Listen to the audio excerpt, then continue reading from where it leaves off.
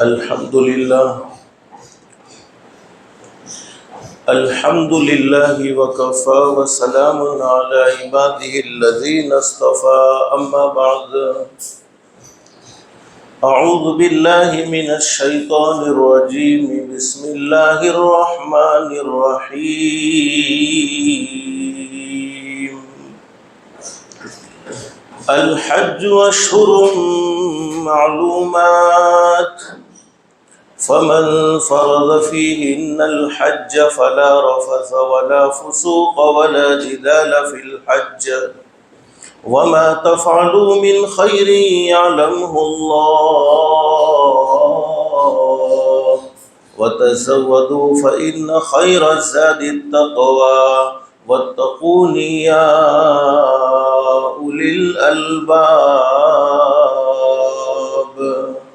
صدق الله العظيم رب اشرح لي صدري ويسر لي أمري واحلل عقدة من لساني يفقهوا قولي سبحانك لا علم لنا إلا ما علمتنا إنك أنت العليم الحكيم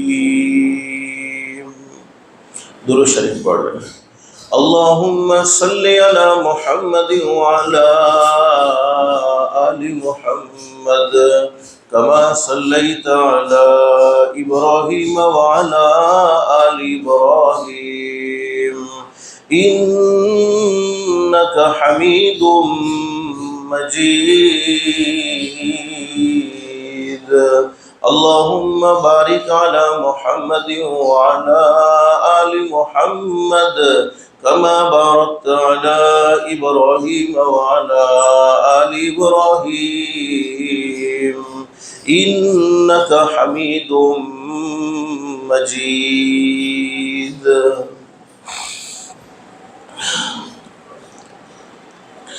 اللہ کا ہم سب پر بہت بڑا احسان اور بہت بڑا کرم ہے کہ اللہ پاک نے ہم سب کو جمعہ کے مبارک دین میں تھوڑی دیر کے لیے اپنے گھر میں یعنی مسجد میں جمع فرمایا۔ دعا کرو اللہ سب کے جمع ہونے کو قبول فرمائے۔ حدیث شریف میں حضرت اقدس نبی کریم صلی اللہ علیہ وسلم نے اپنی سچی زبان مبارک سے یہ بات بیان فرمائی ہے، جمعہ کے مبارک دن میں ایک گھڑی ایسی ہوتی ہے، ایک وقت ایسا ہوتا ہے، اس گھڑی میں اس وقت میں کوئی اللہ کا بندہ اپنے پروردگار عالم سے جو بھی سوال کرے، شرط یہ ہے کہ سوال جائز ہونا چاہیے، سوال ناجائز نہیں ہونا چاہیے۔ اللہ پاک اس کے سوال کو ضرور قبول فرماتے ہیں، اللہ پاک اس کے سوال کو ضرور منظور فرماتے ہیں۔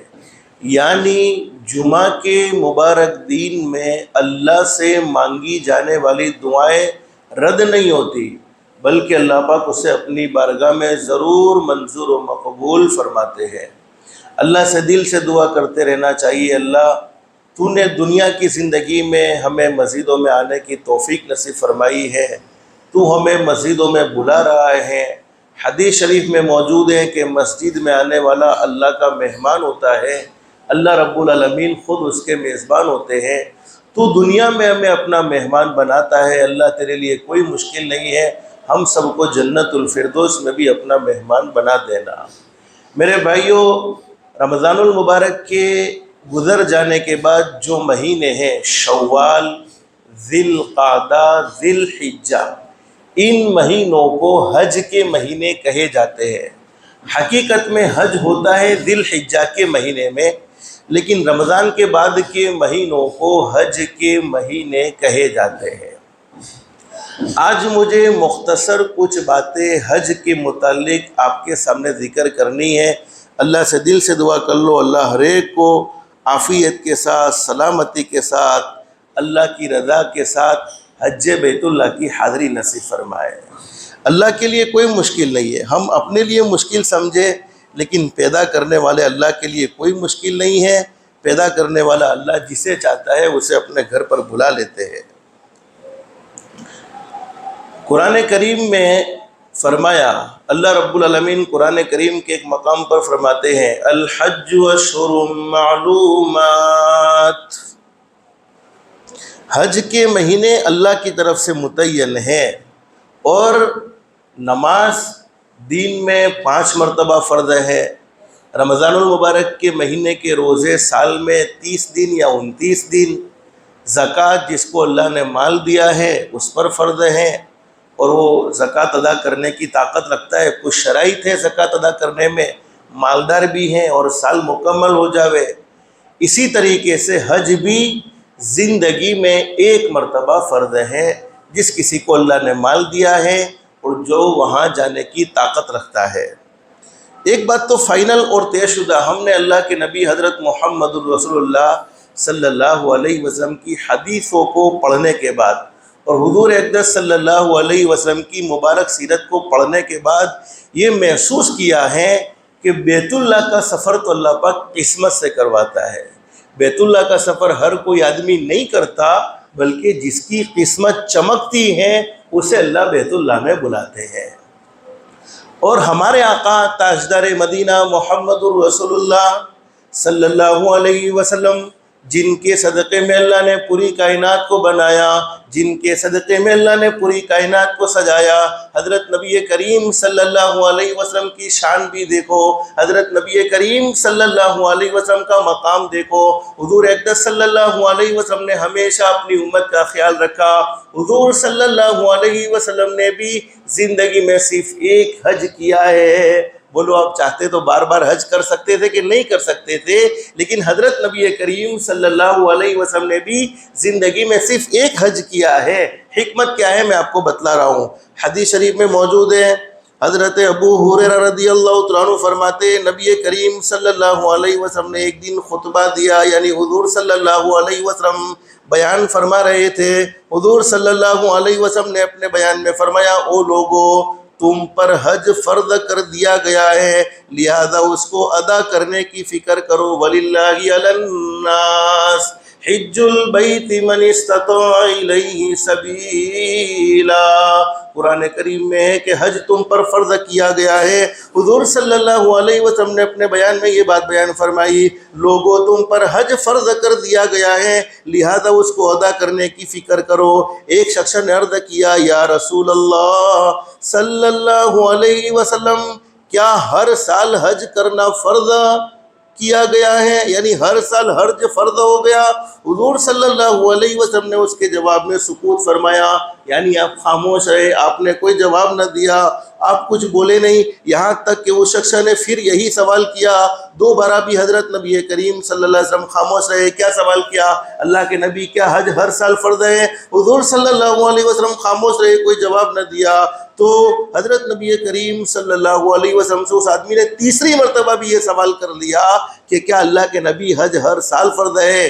اب ہمارے آقا تاجدار مدینہ محمد الرسول اللہ صلی اللہ علیہ وسلم ناراض ہو گئے، اور حضور صلی اللہ علیہ وسلم نے ناراضگی کے ساتھ یہ بات بیان فرمائی، اگر میں تمہارے سوال کے جواب میں کہہ دیتا کہ ہاں تو حج کرنا ہر سال فرض کیا گیا ہے، اگر میں یوں کہہ دیتا کہ ہاں اللہ نے حج ہر سال فرض کیا گیا ہے، تو اسی طرح فرض ہوتا اور تم اس کو ادا نہ کر سکتے۔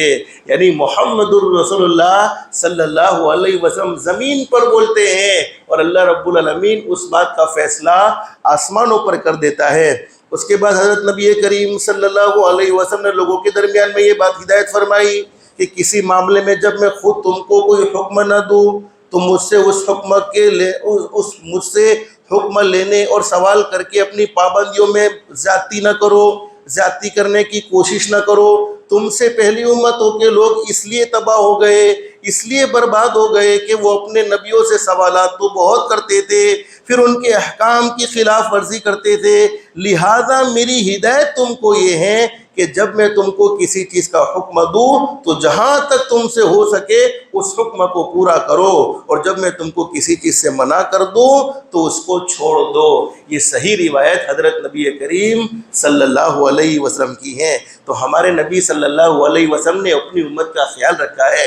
حضور چاہتے تو ہر سال حج کر سکتے تھے، آپ کے لیے بولو کوئی مشکل معاملہ نہیں تھا، لیکن میری امت اس کو فرض نہ سمجھ لے۔ میری امت فرض سمجھ لے گی تو میری امت مشکلوں میں پڑ جائے گی، میری امت تکلیفوں میں پڑ جائے گی۔ لیکن حضرت اقدس نبی کریم صلی اللہ علیہ وسلم نے بڑی زبردست بات بیان فرمائی۔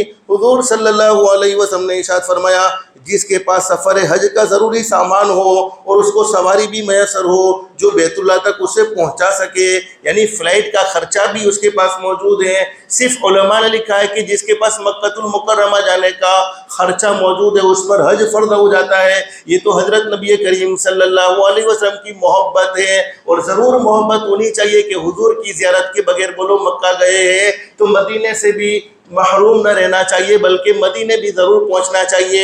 علماء نے مسئلہ لکھا ہے کہ کسی بھی اللہ کے ولی کی قبر کی زیارت کا سفر کرنا مستقلاً جائز نہیں ہے، یعنی اگر ہم اجمیر جا رہے تھے کسی کام سے اور حضرت خواجہ صاحب کے مزار پر گئے تو بولو کوئی مسئلہ نہیں ہے۔ اسی طریقے سے کسی بھی اللہ کے ولی کے مزار پر گئے، اللہ کے ولی کے مزار پر جانا بولو کوئی ناجائز نہیں ہے، کوئی حرام نہیں ہے، بلکہ جاؤ اور اللہ کے ولیوں کے مزار پر جا کر ان کے لیے ایصال ثواب کرو، ان کے لیے اللہ سے دعائیں مانگو کہ اللہ تو نے ان پر جیسی رحمتیں برسائی ہیں، تو نے جیسا انہیں نیک بنایا ہے، اللہ ان کے صدقے ہمیں بھی نیک بنا دے، کوئی مسئلہ نہیں ہے۔ لیکن علماء نے لکھا ہے مسئلے کی بات ہے، اگر کوئی آدمی یوں سوچ کر سفر کرے کہ میں تو صرف محمد الرسول اللہ صلی اللہ علیہ وسلم کے روزے کی زیارت کرنا چاہتا ہوں، علماء نے لکھا ہے بالکل جائز ہے، اس کا سفر جائز ہے، اس لیے کہ حضور صلی اللہ علیہ وسلم کے احسانات تو امت پر اتنے ہیں کہ ان احسانات کا بولو شمار نہیں، ان احسانات کو گننا چاہے تو گن نہیں سکتے۔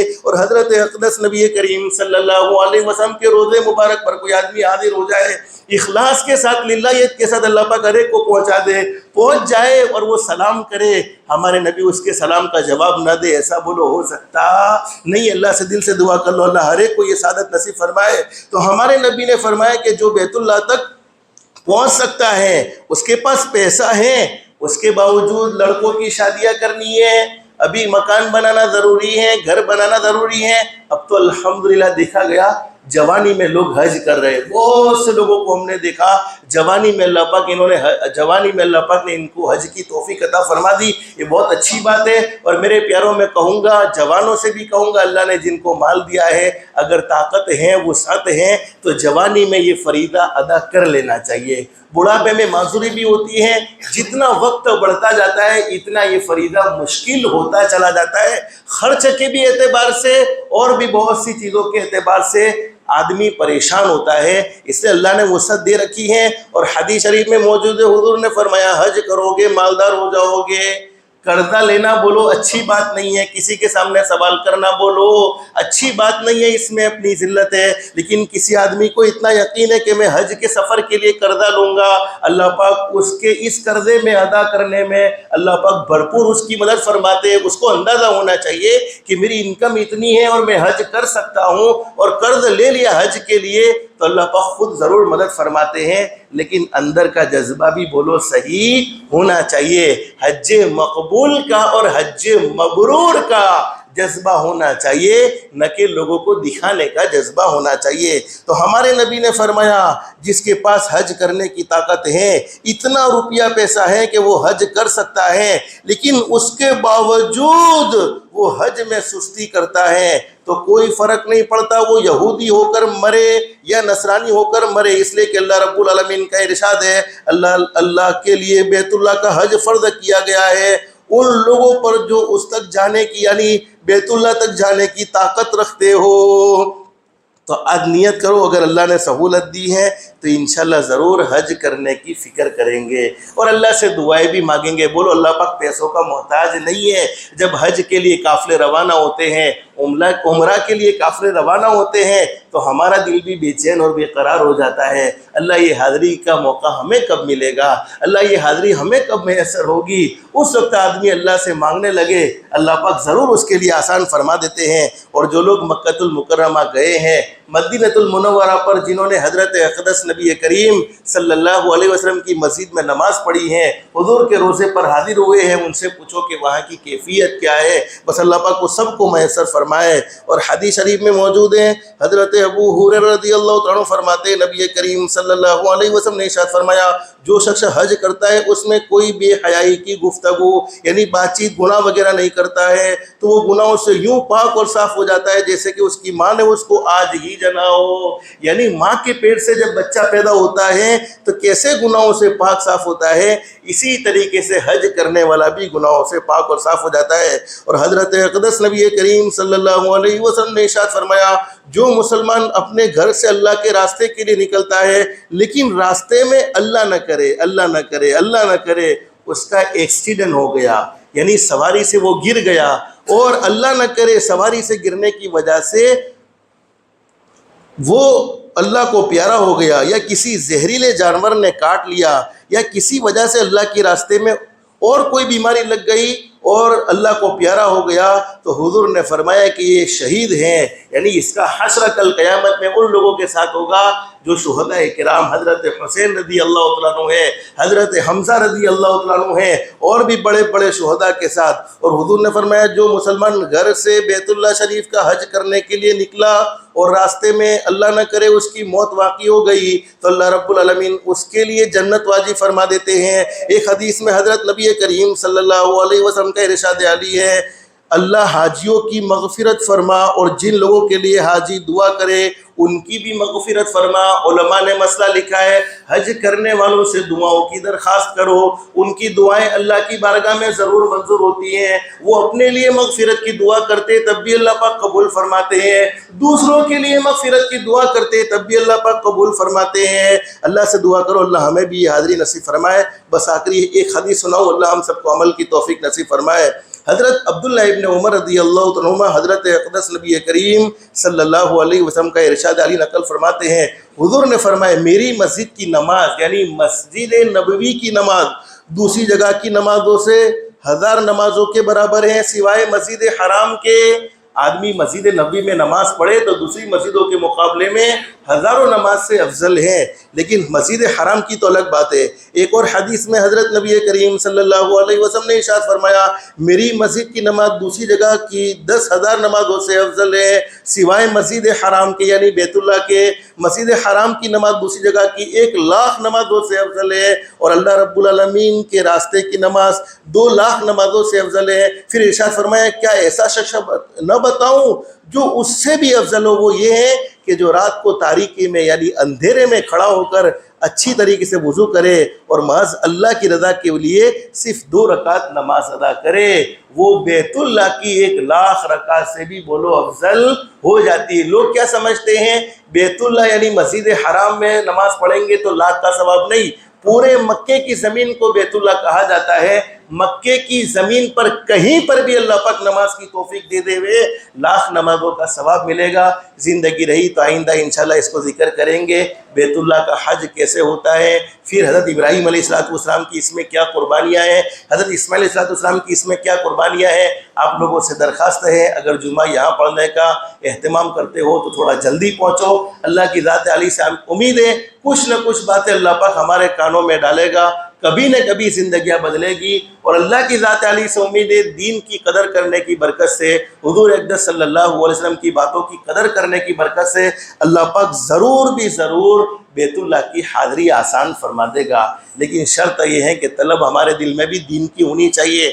آج لوگ ہیں لوگوں کو بیت اللہ جاتے ہوئے دیکھتے ہیں، دل بے چین اور بے قرار ہوتا ہے، اللہ ہمیں کب بیت اللہ بلائے گا، اور ہونا چاہیے۔ لیکن میرے پیاروں میں صاف بات کہوں، بہت سے لوگ فجر کی نماز میں آرام سے سوتے ہیں، کئی لوگ ہیں جو فجر کی نماز میں اٹھ کر اپنے گھر سے مسجد کی طرف چل دیتے ہیں، ظہر کی نماز میں اپنے گھر سے اٹھ کر مسجد کی طرف چل دیتے ہیں۔ اس وقت یہ احساس کیوں نہیں ہوتا ہے کہ یہ مسجد کی طرف جاتا ہے؟ بولو مسجد میں آنے میں کوئی خرچ ہوتا ہے؟ کوئی خرچ نہیں ہوتا ہے۔ نیت کرو انشاءاللہ 5 وقت کی نماز کا جماعت کے ساتھ اہتمام کریں گے۔ بس اللہ سے دل سے دعا کر لو اللہ ہم سب کی دنیا بھی بہتر سے بہتر بنائے، آخرت بھی بہتر سے بہتر بنائے۔ جمعہ کا مبارک دن اللہ کے نبی حضرت محمد الرسول اللہ صلی اللہ علیہ وسلم کے احسانات ہم پر اتنے ہیں کہ ان کو گننا چاہے تو گن نہ سکے۔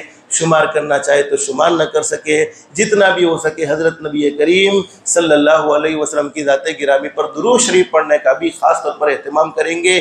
جتنا درود شریف محبت کے ساتھ پڑھیں گے حضور کی محبت بڑھتی چلی جائے گی، حضور کی محبت بڑھے گی، انشاءاللہ ضرور مدینے کا بلاوا آ جائے گا۔ اللہ ہم سب کو کثرت سے درود پاک کا اہتمام کی توفیق نصیب فرمائے۔ اللہ پاک ہم سب کو کہنے سننے سے زیادہ اخلاص، استخلاص اور استقامت کے ساتھ عمل کی توفیق نصیب فرمائے۔ آمین یا رب العالمین۔ وآخر دعوانا ان الحمد للہ رب العالمین۔ سنت باقی وہ سنتیں پڑھ لیں، سنتوں سے فارغ ہو گئے، دعاؤں میں درود شریف میں استغفار میں لگ جائے۔ استغفر اللہ الذی لا الہ الا هو۔